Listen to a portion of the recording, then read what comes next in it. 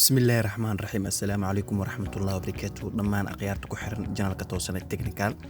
soo dhawaada waa mar kale iyo muuqaal cusub muuqaalkan waxaan idinkugu soo gudbin doonaa sidaad u kontarooli lahayd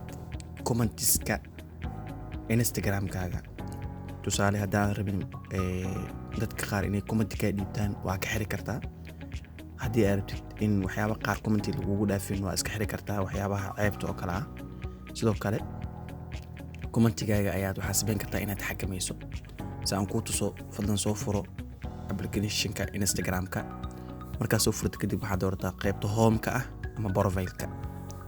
waxaad kasii doorataa saddexda ilig sare ee gacantaada midig waxaad kasii doorataa halka ay ku qoran tahay settings ama setting hadba soo kuu qoran yahay waxaad kasii xulataa halka ay ku qoran tahay privacy waxaad kasii doorataa halka ay ku qoran tahay comments markaad commentiska aad doorto kadib waxa ku soo baxay sida saan qaybta sare waxa ujeedaa wuxuu ku dhahay commentiska waxa arki karo qof walba everyone ay arki karo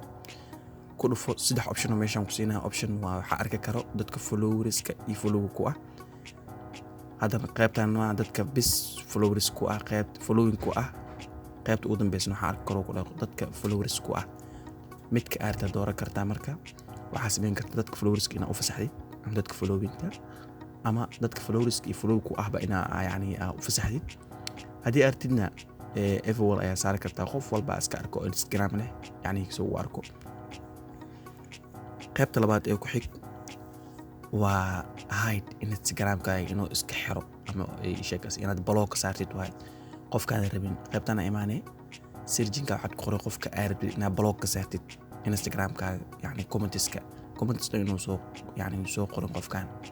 commentiskaaga ayaad block ka saaraysaa qofka waxaa leedahay hebel anoo kale qofkaan aan ku broowey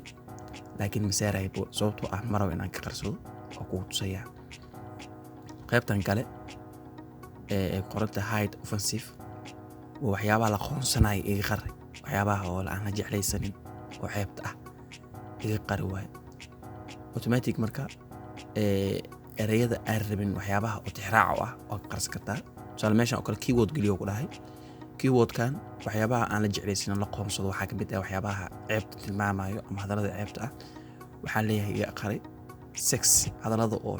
xumaanta ah iga qari phrases iga qari jumlooyinka naftirkooda xumaan tilmaama naftirkooda qari kuwaas markii soo qoro automatic asaa ka qarnaayo asaa markaas ka qarin doono qaybtan waa saas qaybta kalena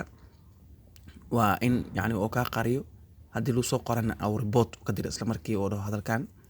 report garay oo qofka shirkadda si toos inuu report ugu diro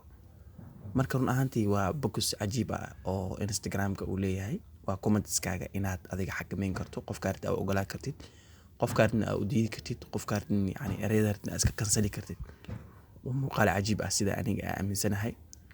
waa intaas un fadlan hadda janaalka ku cusubtaa subscribe saar lana wadaag asxaabtaada muuqaalkan oo share garay